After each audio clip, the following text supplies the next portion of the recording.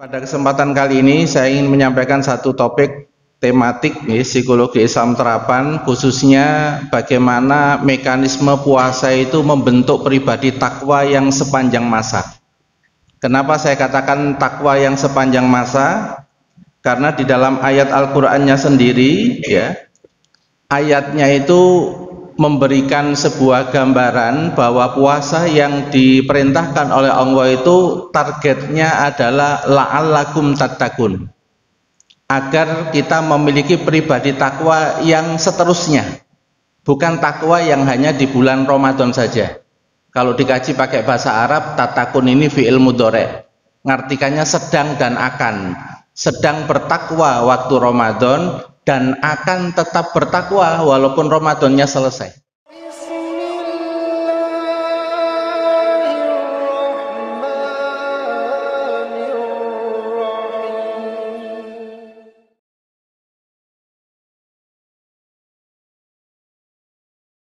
Assalamualaikum warahmatullahi wabarakatuh.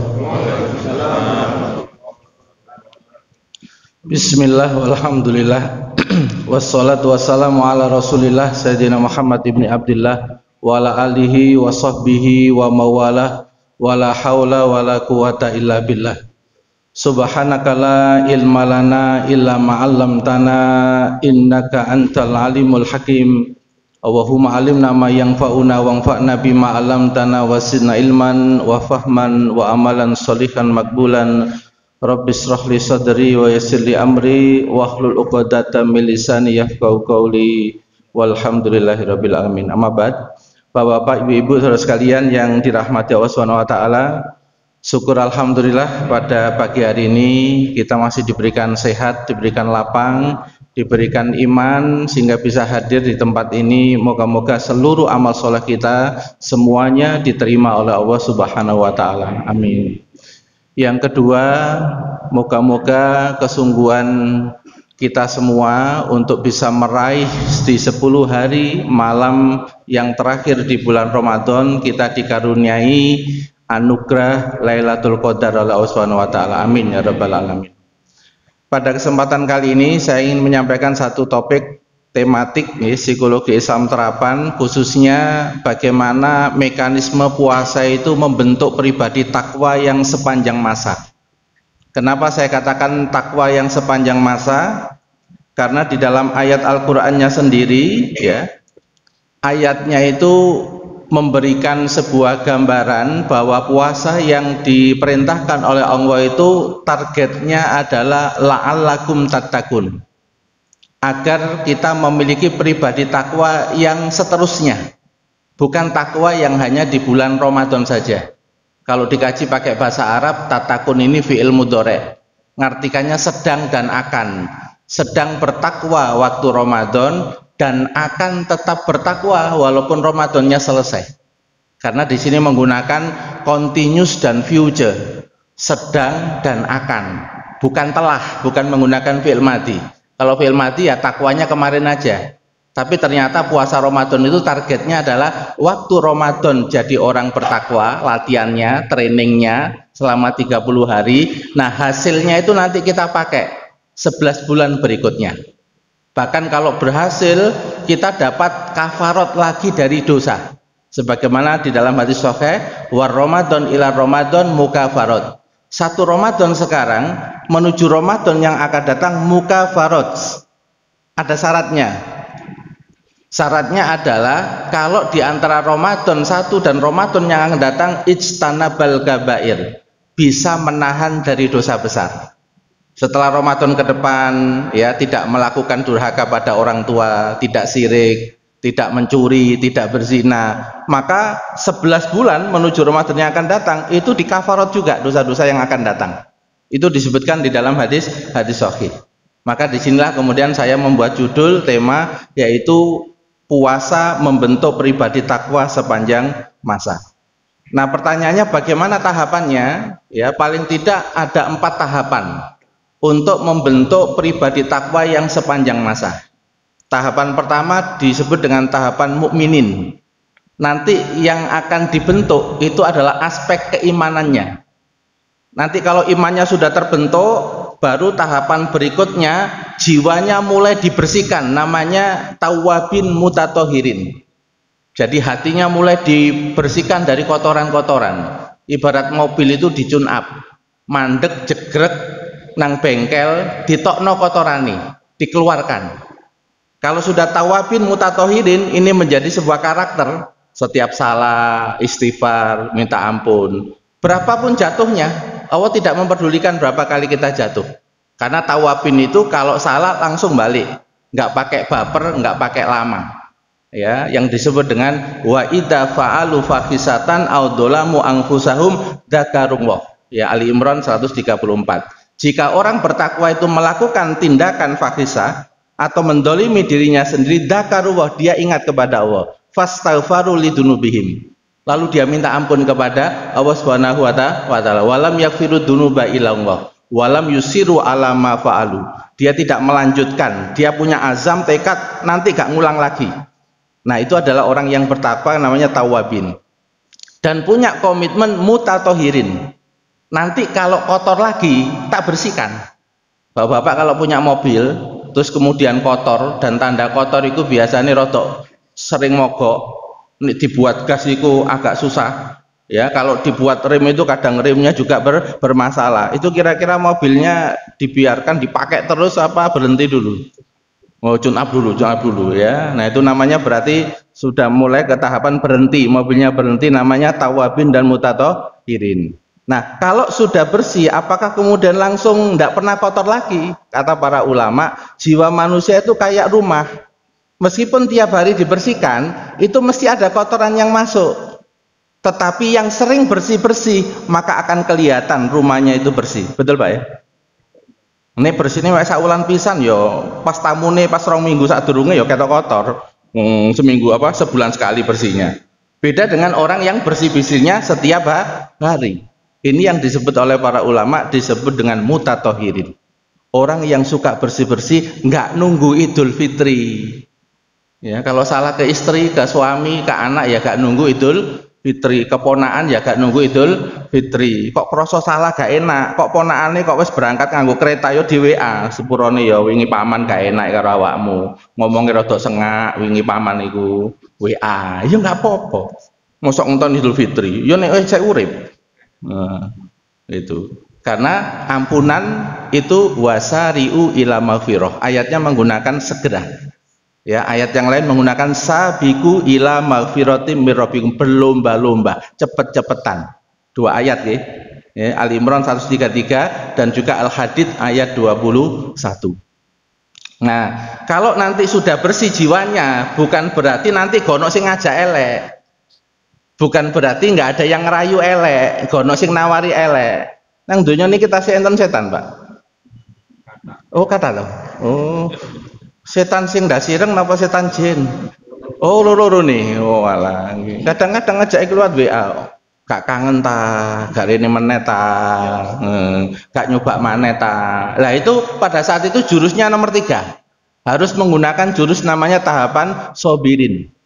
Jurus tameng. Ya, karena puasa juga kata apa dalam satu riwayat dikatakan as-saum nisfu sobri. Puasa itu separuhnya sabar. Karena di dalam puasa itu ada tameng yang mau dibuat kalau berhasil nahan terus. Namanya punya induran, ketahanan untuk tidak menuju yang salah, menuju yang dosa. Asyamu junatun. Nah, itu kalau berhasil nanti muncul namanya junnah, perisai gaib.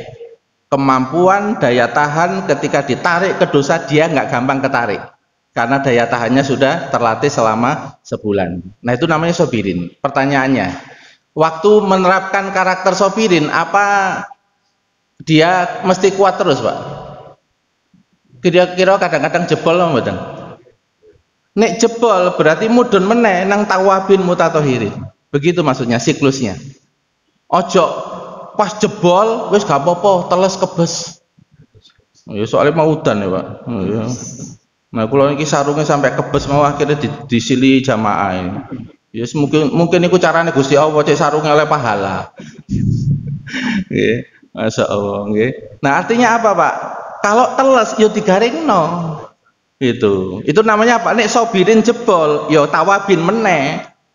Nah, memang setan iku carane ngono, bisi-bisi Allah, kon iku tiba terus, kon iku tiba wis bolak-balik tiba gak iso dadi wong apik, model potonganmu koyo ngono ae. Iso apik. Setan iku ngono Pak bisi iki. Kok apal ustate? Ngapal kok. Ya ana setane ustate padha wae kok. Kabeh duwe setan yuwaswisu fi sudurinnas. Membisikkan, Pak. Ya, wong ate berangkat iktikaf kaya ngono iki ana sing bisiki. Mbok ana sing ngantuk, ana sing bisiki. Lapote dadi saleh, ya. Naudzubillah min dzalik ya. Nah, kalau sudah sobirin berhasil, nanti baru tahapan yang keempat namanya tahapan muksinin. Kalau sobirin ibaratnya mobil itu dirempol. Kalau muksinin gaspol. Jadi kalau kita itu mobilnya itu mobil mukminin, Pak. Berarti kerjaannya kadang-kadang mandek kedu tune up. Indikatornya harus tune up adalah apa? Sering mogok nek dijak sing api. Ya, di nglakoni ibadah wabot gak karu-karuan. Itu tandanya berarti jiwa kita ini ada persoalan. Nah, itu berarti harus tawabin mutatohirin. Sampai diajari zikir awakmu iku nek gak enak gak karu-karuan tapi gak tahu sebabnya. Disuruh berzikir la ilaha illa anta subhanaka inni kuntu minadz dzalimin. Kok males ya, kok gak enak ya, disuruh zikir itu supaya kemudian apa gomnya yang gak enak itu kemudian cepat hilang. Jadi mandek nulis mandek, habis itu nanti kalau mau nabrak, mau diajak yang elek direm ya. Kemudian yang keempat, kalau sudah jelas ke arah baik digas, namanya level muksinin. Kita bahas satu-satu nggih, itu mukaddimahnya nggih. Kita mulai dari karakter mukminin. Karakter mukminin itu tandanya diantaranya kalau diperintah Gusti Allah itu langsung siap 86. Gak ada protes, gak ada alasan. Sami'na wa atokna. Ya saya nggak tahu kenapa pakai angka 86 sampai takoni dhewe yo. Ya. Tapi intinya pokoknya apa? Ketika diperintah oleh Allah itu adalah siap, semangat dan senang. Level paling tinggi itu level yang senang. Karena orang beriman itu walladzina amanu asaddu hubbalillah. Karena tahu yang memerintah itu kekasihnya. Kalau yang memerintah kekasihnya itu meskipun bapak-bapak ya seruweneng sama ibu, pas ibu hamil, jam 12 bengi lho kongkon gelek pas ngidam, kira-kira tetap metu napa meneng mawon. Meneng ya disentak karo ibu jare cinta. Jam 12 bengi gak berangkat, ngono sing ibuke ngomong. Nggih Pak nggih. Nah, kalau orang itu cinta itu kemudian tidak dilihat ini rasional apa enggak. Tidak dilihat ini ada aspek bahaya apa enggak. Ya, pokoknya itu perintah Allah ya dia semangat melakukan. Itu levelnya berarti level mahabbah. Ya, level seneng. Betul Pak nggih? Orang kalau sudah seneng itu energinya melebihi apa enggak, Pak? Melebihi kalau seneng. Bahkan wis gak mikir, pokoknya aku nyenengno Gusti apa ya apa carane. Ya, sampai lali pahala barang, Pak. Ya, sampai lali pahala. Ya.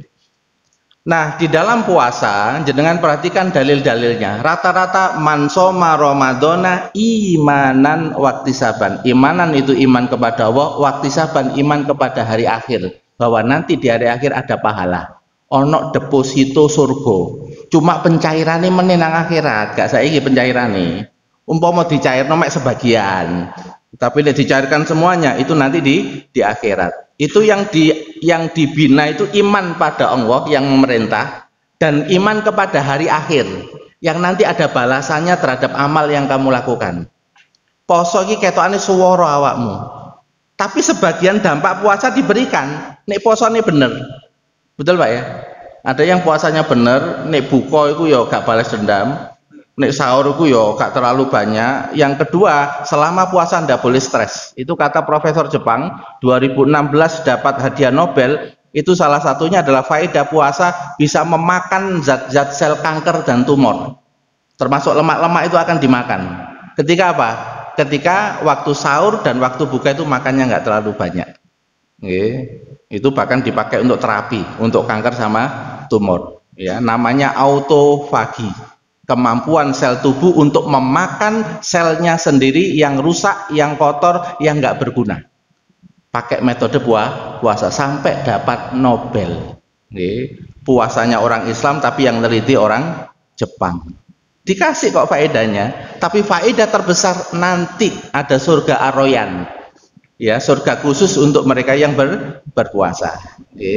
Man soma Ramadona imanan waktisaban. Malam man koma Ramadona imanan waktisaban. Berarti kan iman, Pak, yang dibangun terus, mukmininnya yang dibangun terus. Termasuk 10 hari yang terakhir, man koma lailatal qadari imanan waktisaban, sama. 10 hari terakhir dorongannya juga iman dan mengharapkan pahala dari Allah. Nah, para jamaah sekalian, ya ini salah satu tingkat tertinggi dari orang yang beriman. Ketika dorongannya itu mahabbah, walladzina amanu asaddu hubal lillah, ya, siap, semangat, seneng. 3S, Pak. Orang beriman itu kalau diperintah Allah siap sedia. Ya, yang kedua semangat. Soalnya apa? Pahalanya gak karu-karuan. Ya, ngapunten nggih, bulan Ramadan ini kalau menurut Imam An-Nakhai, sholat 1 rakaat itu dilipat gandakan menjadi 1000 rakaat. Ya, iku nek sholat jamaah 17 rakaat. Ya, itu sholat nang masjid. Kalau di dalam masjid dikalikan 25. Kalau berjamaah dikalikan 27. Jadi beda, Pak. 27 itu untuk berkumpulnya. Di masjidnya dikalikan lagi 25. Itu saya hitung, Pak. Tak hitung, Pak, nganggo kalkulator. Saya kan dulu tambah jurusan A1 fisika, diketahui sholat 17 rakaat, ya, berjamaah sama dengan 17. Tak kalikan, Pak. Ternyata berapa? Hampir 200 juta. Iku nek saulan berjamaah pahalanya itu. Kata nggih, Pak? Nah, iku nek nganggo hitung-hitungan wong ekonomi, ya, cek semangat. Kan ngoten, Pak, nggih. Ngono hitung-hitungan semangat niku, nggih. Nek mau ngitung, itu pernah saya presentasi saya hitung, Pak. Saya sampaikan presentasinya. Bukan maksudnya untuk hitung-hitungan dengan Allah, cuma untuk memotivasi.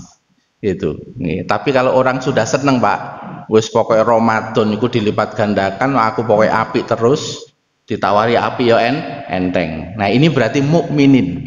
Siap, semangat, seneng. 3S, Pak, kalau orang beriman itu. Siap sedia kalau diperintah ya semangat. Apa itu kalau kita beribadah kepada Allah, suka yang terpaksa apa yang seneng? Yang semangat apa yang terpaksa, Pak? Yang semangat. Ya, ini ada rahasianya. Kata to'atan itu lawan dari karhan. To'atan itu lawan dari karhan. Orang kalau melakukan ibadah masih ada tekanan-tekanan, dia belum to'at. Tapi kalau to'atan itu sukarela, sadar, sukarela, semangat, itu to'at. Nah, nanti kalau ada kata ibadatan, ini lain lagi. Ibadah ini sudah ada kata mahabbahnya. Kalau ibadah itu sudah ada khaufnya, takut nanti disiksa. Kemudian ada mahabbahnya, sedeng karena yang memerintah itu tuannya. Nah, kalau Al-Fatihah itu kan menggunakan kalimat langsung paling puncak, iyyaka na'budu wa iyyaka nasta'in. Jadi level ibadah lebih tinggi daripada level taat. Makanya Nabi sampai naik ke langit ke-7, Sidratul Muntaha, itu level taat apa level ibadah, Pak? Ibadah. Subhanalladzi asra bi 'abdihi. Orang yang nanti langsung masuk surga, itu level taat apa level ibadah? Ibadah. Ya Tuhan nafsul mutmainah irji'i ila rabbiki radiyatam mardiyah fadkhuli fi ibadi. Karena ibadi ini budak. Namanya budak itu tidak punya daya tawar. Pokoknya tugasmu nang dunia ibadah, gak usah kakek mikir. Sing liyane iku wis tak urus. Rezekimu tak urus, engko ketemu apa tak urus, ya. Ndonga, pasrah, njaluk. Tapi sing penting ibadahi ojo sampai kelalen. Nah, sampai seperti itu para jamaah sekalian, nggih.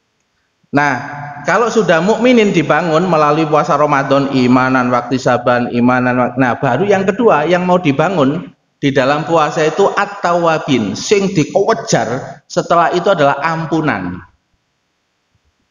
Sekarang saya tanya, Pak, antara ampunan sama kebaikan itu mana yang akan membuat orang segera masuk surga? Ampunan. Makanya ayat Al-Quran itu wasari'u ila maghfiratim mirabbikum wa jannah. Ya, sari'u itu maksudnya apa? Maghfirat itu maksudnya taubat. Jannah itu maksudnya kebaikan, amal soleh.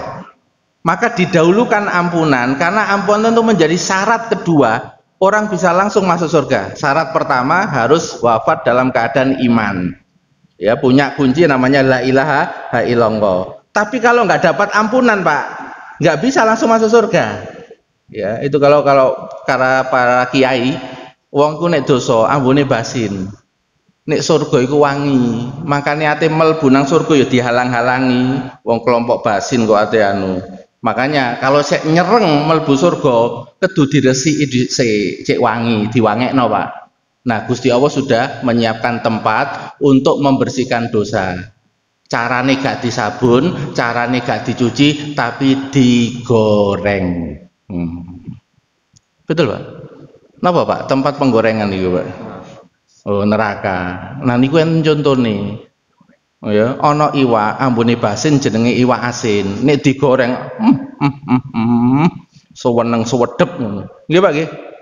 Gak iso diterusno poso soalé. Mek contoh tok. Nggih. Betul nggih, Pak nggih? Jadi ambune gak enak digoreng dadi sedep. Nek sedep ya sudah. Nggih pun khawatir kok kegosongen, panitiae pun ngerti carane. Ya apa goreng jek gak kegosongen. Iku malaikat, Pak, wis ana panitiae. Nggih, enggak usah mikir nemen-nemen. Nah, itu kalau ndak dapat ampunan, Pak, ya harus diselesaikan dulu di neraka. Makanya ayatnya itu kita disuruh ngejar apa? Ampunan. Nah, di dalam hadis tentang puasa, itu yang ditawarkan apa, Pak? Ghufira lahu ma taqaddama min dzanbi. Diampuni dosa-dosa yang telah lalu. Puasa ampuni dosa yang lalu. Salat malam diampuni dosa yang telah lalu. Terus waktu Lailatul Qadar diampuni dosa yang telah lalu. Makanya setelah orang itu punya iman, tahapan yang kedua adalah harus betul-betul punya komitmen bersih-bersih jiwa. Tawabin sama mutathahirin. Karena kalau nanti waktu wafat kok masih kotor, lalu nggak dapat ampunan, nggak dapat syafaat dari Nabi, ya, karena ada jenis-jenis syafaat Nabi itu yang ketika orang berdosa itu disuruh dimaafkan karena permintaan Nabi Muhammad Shallallahu Alaihi Wasallam. Tapi ini nggak dapat syafaat ya harus mampir dulu. Makanya yang kedua setelah mukminin itu tawabin mutathahirin. Nah, orang kalau punya karakter seperti ini para jamaah sekalian itu langsung dicintai sama Allah Subhanahu Wa Taala. Kalau sudah punya komitmen seperti ini, aku hidup harus sering muhasabah. Muhasabahku enggak ngenteni saulan, tapi tiap malam aku muhasabah supaya tahu aku ini resik-resike gak ulanan, tapi resik-resikku dinoan. Nah, orang punya amaliyah seperti ini itu sudah dicatat innang waha yuhibbut tawabina wa yuhibbul mutathahirin. Allah itu senang, Mbak, cinta sama orang yang kembali bertobat ketika salah dan bersih-bersih ketika kotor. Moga-moga kita semua termasuk golongan itu. Amin ya rabbal alamin.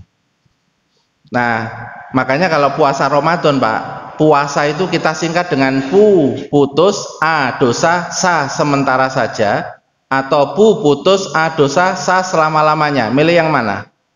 Yang kiri apa yang kanan? Nek puasa itu putus dosa sementara saja, Syawal itu syahwat awal, ya berarti bukan tawabin mutathahirin. Tapi kalau dia puasa itu mengartikan saya dengan puasa ini pengen putus dosa selama-lamanya, berarti dia komitmennya melalui puasa at-tawabin mutathahirin. Clear, Pak nggih?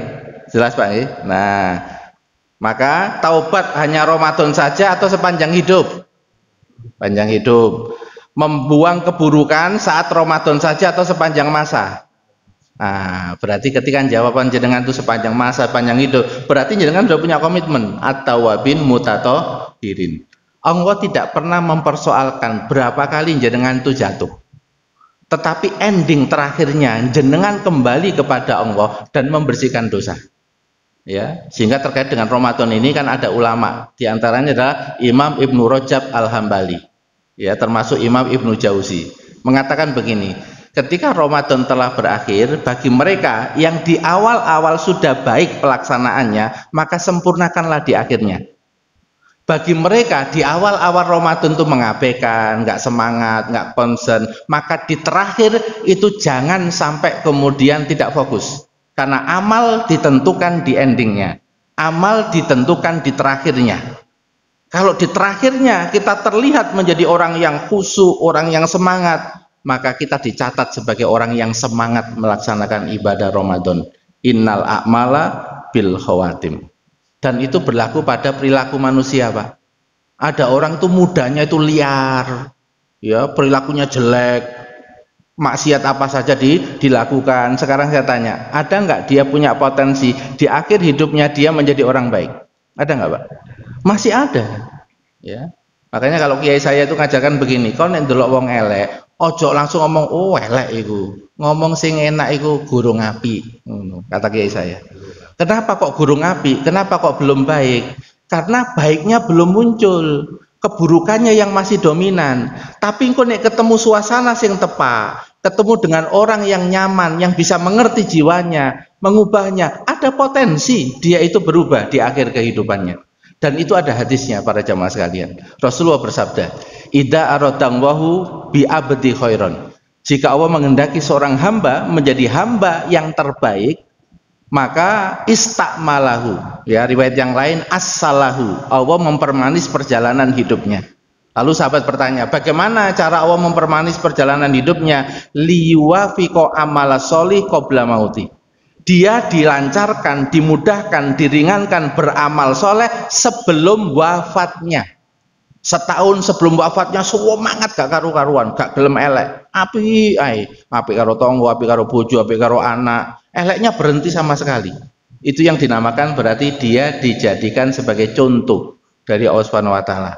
Kon nek pernah elek suwe, ojo berputus asa dari rahmat Allah. Karena batas akhir rahmat Allah itu adalah lam yughorgir, sampai tenggorokan. Kalau nyawa belum sampai tenggorokan, masih diberi kesempatan. Kalau tahu seperti ini berarti orang itu optimis nggak, Pak? Optimis. Itu. Oke. Nah, ini penting kami sampaikan, oke, para jamaah sekalian. Nah, kalau menghapus seperti ini, Pak, ya. Itu kayak orang muhasabah itu seperti orang menghapus file, Pak, di laptop. Ya, ono file sing elek apa enggak, ono file sing enggak berguna apa enggak, di-scan. Nah, scan-nya itu lewat majelis ilmu. Kayak ceramah kayak ngene. Kenek aku rek. Ustaz kok ro ya iku aku. Padahal ustaz yo gak niat nyinggung, mek maca nota. Ya, kebetulan temanya cocok gitu. Ya itu scan itu lewat ilmu, majelis ilmu. Nah, ketika di-scan kok dia kroso, terus jauh sepura Gusti Allah hilang situ. Ya, persoalannya delete-nya itu selamanya atau sementara. Nek delete sementara itu nang laptop nganggo delete. Masuk kantong sampah tapi kok sawal restore balik menele. Nah, niku nek laptop nggih. Tapi nek tobatnya selama-lamanya nggak boleh hanya pakai delete, Pak. Shift del perintahnya 2. Karena shift del itu perintah untuk menghapus selama-lamanya. Ngono laptop itu pengertian, ayu suwe tenanan ta konate ngilangno iki gak kangen ta. Ayu suwe ngono. Laptop ngerti yo. Nah, nang jero jiwa manusia yo ono ngonone padha wae. Ngono ditelepon kancamu gak pengen meneta, ngono ditawari meneh gak pengen meneta. Pertarungan, Pak, dalam jiwa. Laptop loh, Pak, sampai ada gitu. Itu. Nah, itu kalau delete yes berarti hilang. At-tawwabin al-mutatahhirin, ya, berhasil. Nah, contohnya ini film, Pak, ya. Film menggambarkan orang yang taubatan nasuha. Ya, ini pencuri di sebuah supermarket.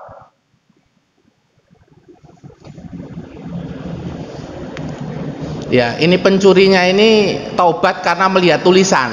Ya, tulisannya itu menggugah jiwanya. Nah, coba kita lihat ini apa tulisannya yang membuat dia itu bertobat. Nah, sebentar, nanti ada tulisan Inggrisnya itu, a real man. Nah, sebentar. Nah, ini lelaki sejati adalah tidak takut untuk berubah. Nah, terus kemudian noleh ke sebelahnya itu ada tulisan why wait, kenapa menunggu? Wong berubah kok ate menunggu ya saiki, tobat ya gak usah nunggu kapan, saiki balik, Pak. Ya, dia mengembalikan barang-barang curiannya, ya. Sadar ngono. Ini pencuri yang sehat, Pak, ya. Mengerti.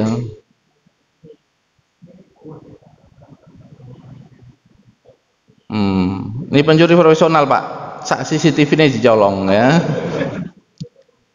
Kita lihat wajahnya orang taubatan nasuha, Pak. Nah, senyum, ya, kayak plong, Pak. Ya, itu podo karo orang ke toilet, Pak, ke belakang. Ya, kotorannya keluar. Ya, plong rasanya, ringan. Ya, itu gambaran orang yang taubatan nasuha. Ya. Nah, waktu taubat nasuha, ya kenapa kok bersih-bersih dosa itu penting, Pak? Karena ada dosa-dosa itu yang bisa membatalkan seluruh amal kebaikan kita. Di antaranya adalah musyrik, syirik. Itu meskipun kita baik, tapi kita musyrik, menyekutukan Allah, masih percaya bahwa yang bisa nolong itu bukan hak Allah saja, yang bisa nolong termasuk yang lain gitu. Ya, mengabaikan Allah, menduakan Allah, itu bisa hilang, Pak, amal kebaikan karena melakukan kesyirikan. Ada dosa yang membuat akhirnya amal-amalnya juga hilang, tidak diterima oleh Allah, yaitu sombong. Iblis itu ibadahnya nggak karu-karuan, Pak, puluhan ribu tahun. Tetapi ketika dia mengatakan aku lebih baik daripada dia, lalu kemudian tidak mau melaksanakan perintah Allah gara-gara sombong. Yang perintah itu kan Allah, Pak.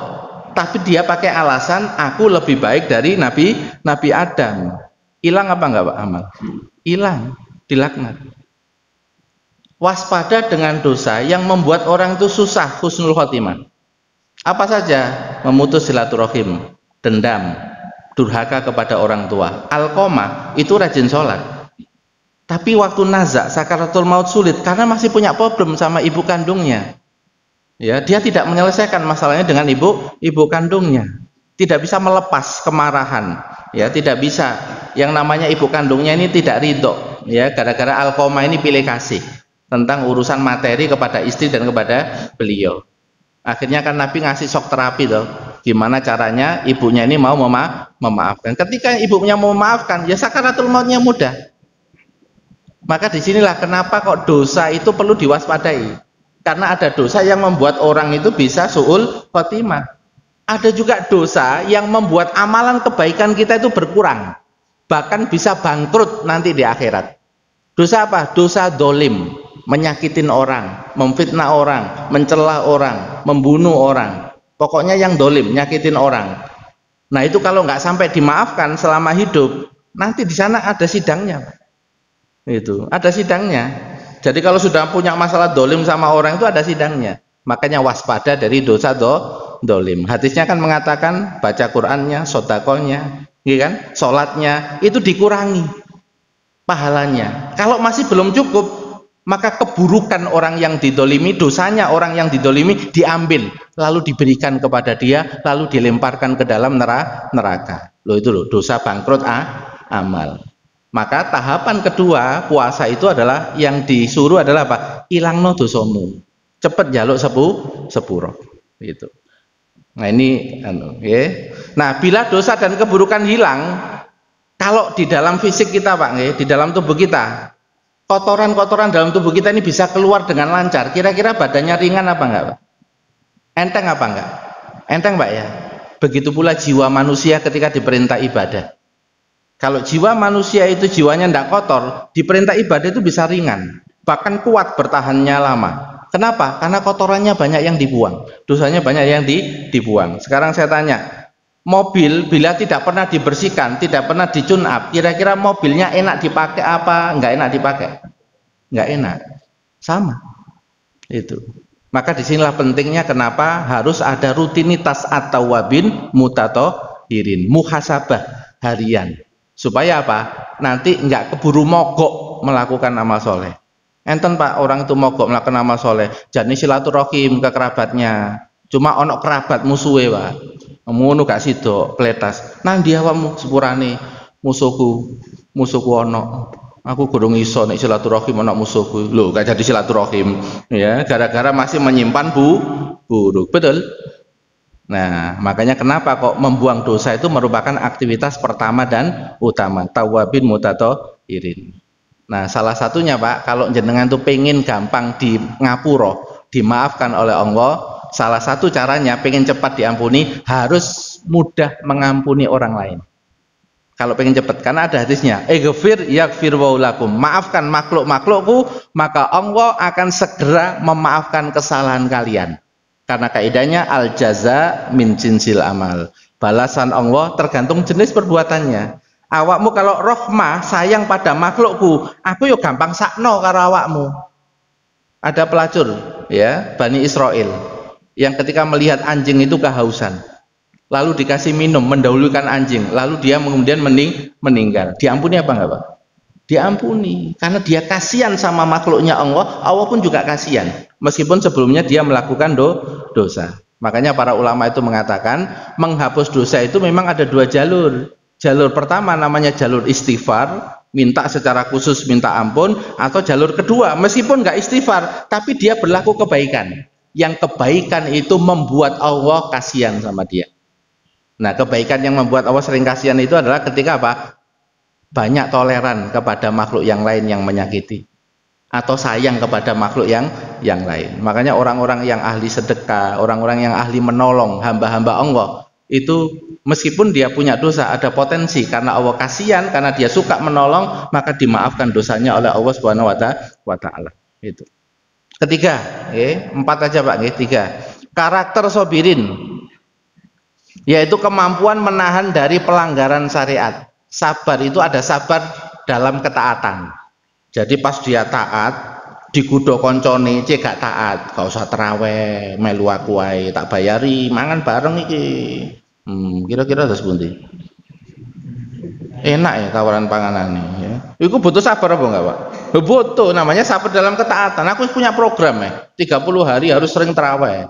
Soalnya ono ampunan ya. Aku ngerti dosaku akeh. Maka disisihkan karena dia mampu menahan dalam ketaatan. Ada juga menahan untuk meninggalkan maksiat karena ada yang goda. Ya, ngajak kepada maksiat. Ya, ngerayu, ngasih tawaran-tawaran, tapi dia nggak mau. Itu namanya juga menahan diri dari pelanggaran syariat. Nah, sekarang saya tanya, waktu puasa ini kita menahannya cuma selama puasa atau setelah puasa masih nahan, Pak? Setelah puasa masih nahan karena targetnya la'alakum takun, kan begitu nggih? Nah, ini yang perlu kita garis bawahi karena seringkali iku wis gak poso, gak popo, kan bukan bulan suci. Ngono, Pak, ono kalimat kan bukan bulan suci. Dikira sing liyan bulan kotor. Ya, boleh dikotori. Nah, itu loh Pak, kadang-kadang salah persepsi ya. Padahal maksud Allah selama 1 bulan di training cek enteng lakoni sing apik, enten nahan sing elek. Nek diulang-ulang kira-kira ringan apa enggak, Pak? Nahan elek. Ringan kalau diulang-ulang. Jenengan ngangkat barbel 10 kilo. Nek pisan pindo berat apa enggak, Pak? Berat. Tapi kalau diulang-ulang terus, kira-kira ototnya siap apa enggak? Siap. Itu. Ini yang dimaksudkan dengan trainingnya bulan Ramadan. Nah, ini gambaran orang yang nahan dari melanggar aturan, Pak. Ini cuma ilustrasi film tok supaya kita paham. Wong nahan itu ternyata butuh pengorbanan. Ya, iki soalnya subuh mah bengi wong-wong padha itikaf, dikek sing rada lucu-lucu sih. Ya juga ngantuk. Nggih, Pak nggih. Nah, ini menahan dari menginjak rumput karena menginjak rumput yang dilindungi undang-undang nggak boleh, Pak. Kena hukum dia. Loh, gak ngerti ini ono rumput yang dilindungi undang-undang. Ya, ono satpame misal, dia menahan diri Pak supaya tidak menginjak rumput. Kira-kira kuat nggak koyok poso sampai bengi, ya? Nangkono tok, nggak kena, ya.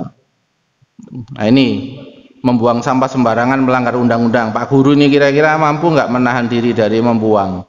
Apa cuek aja? Oh, berhasil Pak ya, dilebokno sak ya.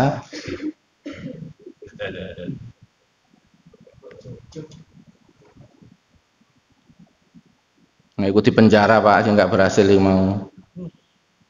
Oh, ternyata sampai poso sampai bengi Pak, wonge Pak. Sampai ganti sip rek penjogo ya. Ya. Loh, gonta.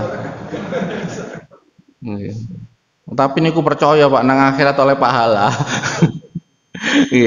Lah ini yang namanya Pak menahan dari melanggar aturan. Kan puasa begitu Pak. Pagi sampai maghrib itu 30 Sa'ban itu dia akad nikah, tapi menisuk mulai poso. Isu kira-kira boleh melakukan hubungan suami istri? Ya enggak boleh. Yo salamu dewi milih tanggal kok 30 Sa'ban menisuk poso. Ya itu enggak boleh, dia menahan. Ada makanan minuman di kulkas kita milik kita dan halal, boleh dimakan? Enggak boleh. Coba bayangkan. Ini yang dinamakan kita menahan para jamaah sekalian. Maka menahan diri dari yang wajib aja, nafkah batin mulai pagi sampai maghrib aja kita tahan, yang wajib Pak awalnya itu kita tahan. Yang mubah, makan dan minum awalnya mubah, kita tahan. Apalagi dari yang haram. Maksudnya kan begitu Pak logikanya. Yang wajib aja sebelumnya kita dilarang, kita enggak melakukan. Ngapunten nggih jenengan kalau baca di dalam tafsir ya tentang kisah puasa di zaman Nabi. Puasa di zaman Nabi itu sampai malam pun juga ada larangan, Pak. Itu. Lalu turun ayat Al-Qur'an ukhila lakum lailatas siyamir rafasu ila nisaikum. Dihalalkan bagi kalian untuk melakukan hubungan suami istri pada malam hari puasa. Itu ada kaidahnya dulu, Pak. Sampai ada yang nggak kuat lapor sama Nabi, akhirnya turun ayat itu. Jadi makan dan minum bukan hanya pagi dan maghrib, tapi setelahnya itu masih juga adalah larangan. Ya itu ada syarat-syaratnya. Nek keturun Pak ya. Setelah itu kemudian dia bangun sudah nggak boleh makan dan minum. Nek sampai keturun. Ya itu pembahasannya di tafsir surat Al-Baqarah 187. Nah makanya para jamaah sekalian ya menahan diri sepanjang masa ini disebutkan di dalam hadis Nabi asyamu junnatun ya puasa itu perisai ya oleh Imam An-Nawawi dijelaskan sutrotun wa maniun minar rofasi wal asam menahan dari perbuatan yang keji maupun dari dosa. Nah nanti pelaksanaannya Pak di luar bulan Ramadan kita ini nanti masih puasa perut. Kalau di bulan Ramadan puasa perutnya kan menahan lapar dan dahaga. Ketika Ramadan berakhir kita menahan dari masuknya makanan yang haram ke dalam tubuh kita. Ayo tak kei makanan haram wis 1 juta. 2 juta gelem? 3 juta gelem? Dikei 5 juta lo gak gelem Pak makan makanan yang haram. Itu berarti posone berhasil. Menahan perutnya dari makanan yang haram. Menahan perutnya dari penghasilan yang haram, yang dari penghasilan itu uangnya dipakai untuk beli makan. Itu berarti puasanya berhasil. Namanya puasa perut. Nah, kemudian kalau puasa kemaluan, ya berarti kalau di Ramadan zina dilarang, ya di luar Ramadan ya sama, zina juga tetap dilarang. Kemudian puasa panca indera dan anggota tubuh. Ya, saya tanya Pak, laki-laki potensinya kalau kepada perempuan kalau nggak sabar kan pakai tangan, maka yang laki-laki harus rem tangan, yang perempuan harus rem mulut, rem lisan. Jadi kalau dalam keluarga itu yang laki-laki bisa rem tangan, yang perempuan bisa rem lisan, gak ngomel terus, biasanya mudah sakinah. Ya makanya pesan saya ibu-ibu kalau nanti mulai ngomel dilihat wajah bapaknya kira-kira wis rodok mau pingsan apa enggak ya itu harus dilihat ya jangan diterusin ya. Bapaknya juga begitu rem tangannya juga harus ditahan itu namanya saumul jawari puasa anggota tubuh ya. Kalau yang mulut namanya saumul lisan. Yang pernah melakukan saumul lisan itu adalah ibunya Nabi Isa alaihissalam ya. Ibunya bisa disuruh puasa enggak komen ketika ditanya kamu kok punya anak terus bapak endi enggak boleh jawab. Terus yang jawab siapa? Nabi Isa alaihissalam. Kemudian berbicara tirakate ya poso. Makanya sampean kalau pengen anak itu pinter ngomong dan bener ya sering sing poso mboke. Ya ini pakai dalilnya Ibu Maryam yang puasa ya anaknya menjadi anak yang apa? Tertata ya ucapan dan tindakannya. Termasuk puasa nafsu Pak, puasa keinginan. Dalam agama itu kan keinginan itu pertama harus benar, yang kedua proporsional, yang ketiga prioritas. Kira-kira ibu-ibu kalau punya uang SPP, nanti lihat mall kok ada kerudung unlimited edition, kira-kira dipakai beli apa tetap dibayar SPP? Oh beli sih, lapor bapak yo, iya. Engko nek sampai lapor bapak ya kono misan, anake sing kena masalah nang sekolah. Ya berarti puasa nafsunya gagal ya karena puasa nafsu itu puasa menahan keinginan Pak ya, menahan tuntutan dan keinginan. Nanti kalau puasa akal berarti nahan jangan sampai mikir yang salah ya, harus ada kaidah ilmunya yang benar. Nanti kalau puasa hati itu menahan takutnya hanya kepada Allah, jangan sampai kena takut kepada selain Allah. Orang itu kalau kena takut pada selain Allah jiwanya stabil apa enggak Pak? Takut kepada selain Allah, kira-kira jiwanya stabil apa enggak? Enggak. Karena selain Allah itu nanti akan goyang-goyang, Pak. Situasinya naik turun enggak karuan. Nah, hati jenengan kalau difokuskan pada yang goyang-goyang, melu goyang. Wong kolbu dari kata kolaba, berbolak-balik. Berbolak-balik ya fokus ke sana ya balik sampean. Tapi jenengan kalau fokus ke Allah, meskipun anakku saiki bijine 4 5, aku duwe kanca alumni. Biyen niku pas nek njipik rapot iku sing njipik tukang becak, saiki pengusaha kaya. Oleh cerita iku, Pak. Oh, ternyata nilai akademik tidak otomatis langsung menjadikan orang mesti ndak sukses atau tidak. Ada persoalan mental. Itu, Pak. Tapi ada nggak, Pak, yang ngenes bijine anake 4 5 koyo angka kemerdekaan? Ada ya, Pak, yang ngenes ya? Oh, nah itu berarti harus latihan puasa kolbu. Ya, Allah itu yang ngatur alam, ngatur makhluk, ngatur semua. Tawakal. Dilakukan semampuannya, ikhtiar untuk meningkatkan kapasitas anak, tapi gak usah dipeksa-peksa, gak usah diseneni, sak mampune. Ditambah dengan doa, mentawakalkan kepada Allah, karena yang mengatur masa depan bukan kita, Pak. Yang punya masa depan adalah Allah Subhanahu wa Ta'ala. Itu namanya puasa kolbu. Nah, kalau sobirinya berhasil, Pak, tawabin tadi dicintai Allah apa enggak, Pak? Dicintai. Mutatohirin dicintai apa mboten? Dicintai. Nah, sabar wallahu yuhibbus sabirin. Sampai kalau berhasil sabar, dicintai lagi sama Allah Subhanahu wa Ta'ala. Nek bolak-balik dicintai Allah Subhanahu wa Ta'ala, kira-kira diumumkan apa mboten, Pak, ten langit, Pak? Itu hadisnya, Pak. Jadi kalau Allah itu sudah mencintai seorang hamba, Allah itu manggil malaikat Jibril. Ya, lalu disuruh mengumumkan kepada penduduk langit, terkenal nanti di penduduk langit. Iki sering tobat, nek salah yo gak jaim, ngakui kesalahan, cepat-cepat ngersi itu dosane. Yang kedua, dia juga menahan diri semampunya. Umpama menahan diri semampunya kok ternyata kesabotase meneh, dia tawabin lagi. Ya, enggak menjadi mujrimin, tidak menjadi fasikin ya, tapi tetap menjadi tawabin. Terus latihan meneh sobirin. Disenengi, Pak, karo Gusti Allah. Nggih, namanya wong sobirin. Terakhir berarti melek misalnya. Soalnya mari itikaf iku iso seliar-seliar ngono ya. Liar-liar mboten napa-napa niku malah masuk ke alam bawah sadar.